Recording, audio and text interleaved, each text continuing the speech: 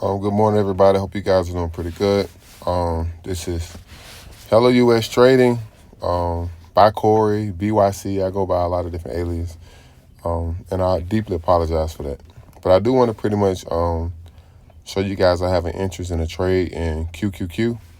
For those who don't know what QQQ is, it's by the name of Invesco. And so practically there are some, Invesco has started to reach some levels that has drawn a short entry, a short interest or a put interest that I pretty much have. And to be honest with you, I'm leaning towards more of a put position on Invesco. There are three levels I'm actually interested in on these different put levels. Put levels I feel as if it's going to be a supply zone. And for those who don't know, supply zone is practically meaning that it's going to be a huge sell-off. The levels I'm actually interested in is going to be these red lines here. If you notice, you have a solid red line, you have a dotted red line, and you have a dashed red line. The dashed red line, pretty much how I trade and I do my charting, the dashed red line is practically the weakest line of defense. Even though it may be the weakest line of defense, it will also at times give a motion for a sell-off. Even though it's the weakest, it still can pretty much just sell off like crazy. The next level will be the dotted line. The dotted line will be like the medium size of form of defense. That is also a good position to put a put position on. When it's going to hit this line, I'm looking for a potential sell-off as well. Now, the greatest and the strongest defense is actually the 321 level, which is a solid line. I most definitely have a more favorable moment to take a position on this line. Once I see price goes to this line and price actually break this form of, I guess you say, support when it closed under here, I'm most definitely looking forward to closing to jumping in a position of a put position.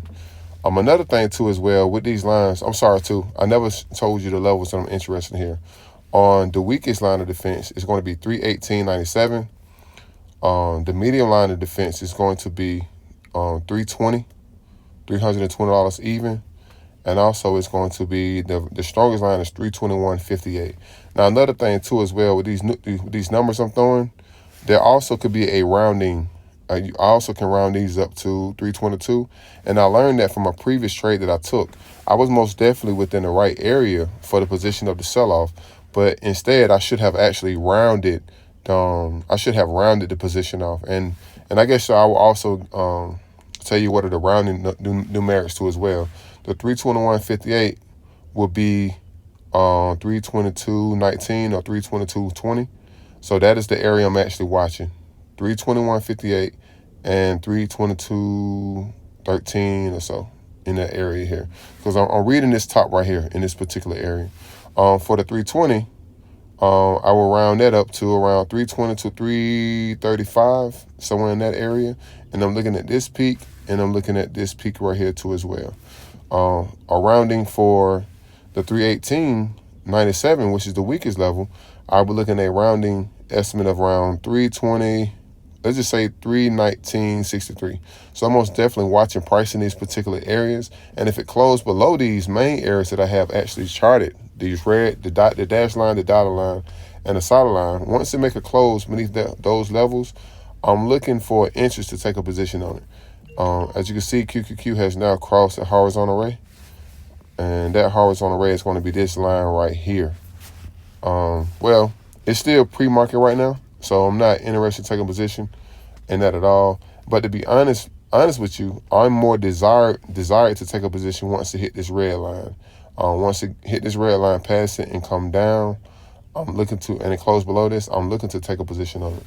Another thing too, to show you the extreme interest of this particular security, I guess you said it's ETF, is pretty much in a upward channel. This channel is trending upward. So practically, I also have the channel lines here.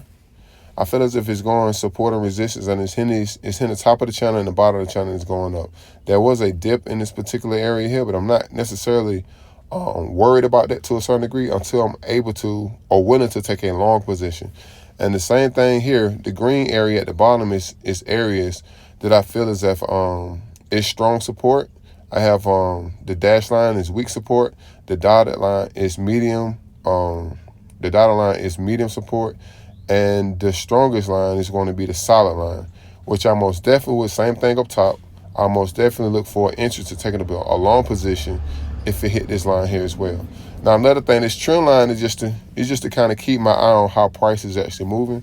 If I take a position on the short side, these areas, is yellow, the two yellows, two blues, two whites, and two yellows again.